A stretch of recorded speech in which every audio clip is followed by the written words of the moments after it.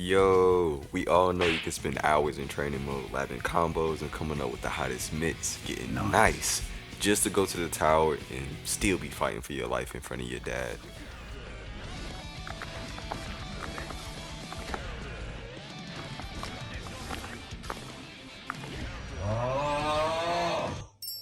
And the craziest thing about it is that you can be fighting for your life not because your opponent is that much better than you, but because you're throwing your games without you even realizing it. This brings us to state recognition. When you're playing the game, there's so much going on the screen. You got combos, blue bubbles, green bubbles, burst, yellow bubbles, red bubbles. And don't even get me started on the mods. Have you ever had a Jamaican soul trying to far slash you to death? It's a lot. I'm not gonna lie to you. But yo, just chill. You see, a lot of these things are distractions. They prevent you from realizing that you're seeing a lot of the same situations just in different ways. This video is going to cut all of that out and help you focus in on 3 different scenarios that are going to help you win more, but more importantly help you learn faster. But before we get into it, go ahead and hit that red button and do your boy a favor and subscribe to one of the hottest chip channels on YouTube.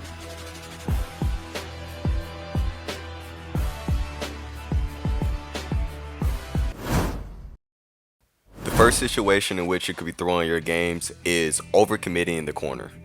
Anytime your opponent bursts you out of the corner, yellow Roman cancel you out of the corner, or faultless defense you out from the corner, there's going to be a space created between you and your opponent.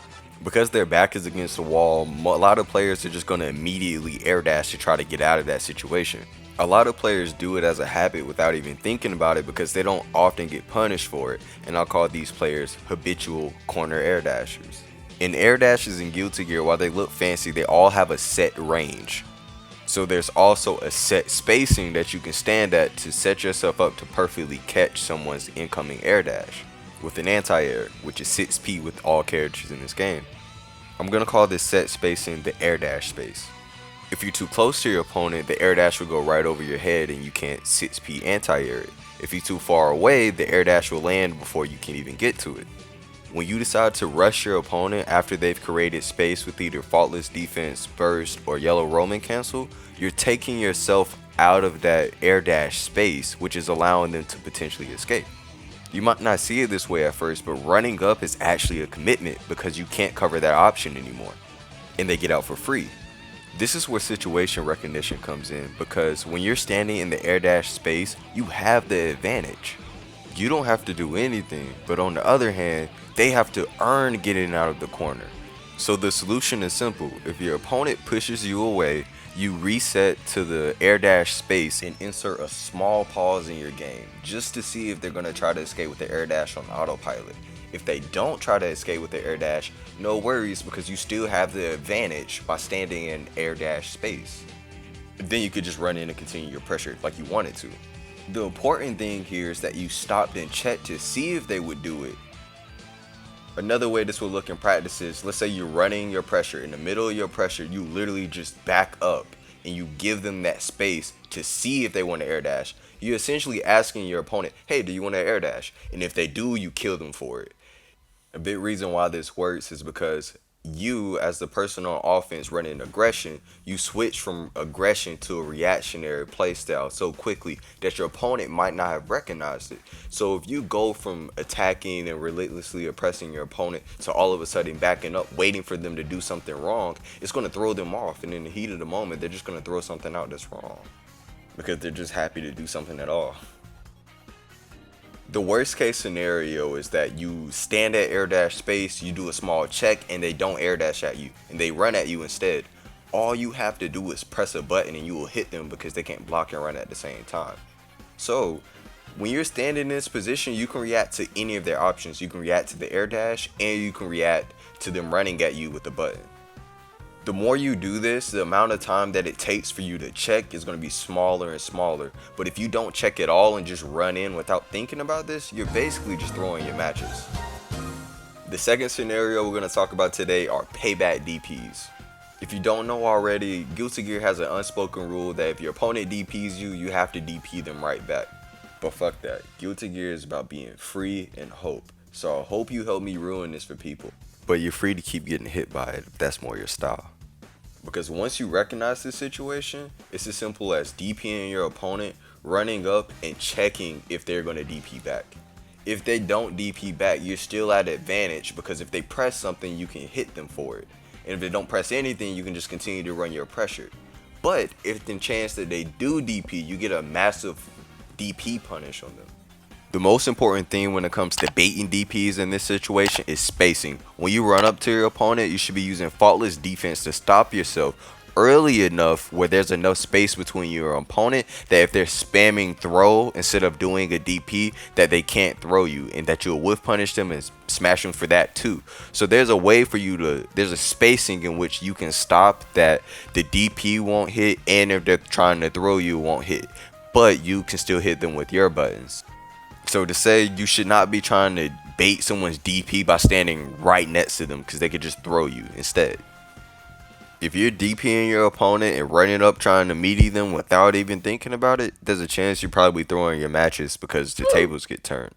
The last scenario that I'm going to talk about is a general one, in a case where you don't want to always be doing your basic Gatling routes. If your opponent is bored blocking you because you're always doing close slash, far slash, heavy slash, and just slightly changing up the timing between the two, then you can't really expect to be hitting them anyways because they're bored. They know what's coming.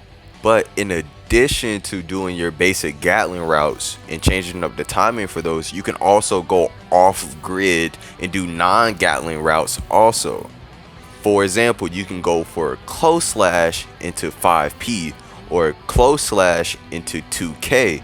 The thing about these is that they don't Gatling into each other, so it's not going to just flat out cancel the move and go straight into the nets. You have to manually time it almost like a link. And so what I mean by that is you can't just mash the button in between because nothing is going to happen. But at the end of the animation of the first hit, then you press the second hit. This does a few things for you. First, it's a frame trap in most situations, so you will catch people either mashing or trying to jump out of a situation. The other thing it does for you is it gives you more variable timing because it changes the timing of which you could possibly do stuff. Because 5Ps are so fast, it can change the time in which how long you wait between a close slash and a far slash versus a close slash and a punch. The last thing is that combined with spacing, your opponent can't tell what's true and what's not. Because a lot of times they'll see you do a non-Gatling route and say, hey, I could have pressed a button on there. When in actuality, they probably couldn't sometimes. And if you combine that with spacing, you can set up perfect situations in which you can have your opponent mashing their 5P, but you can punish them with something that you know will reach because you're on offense.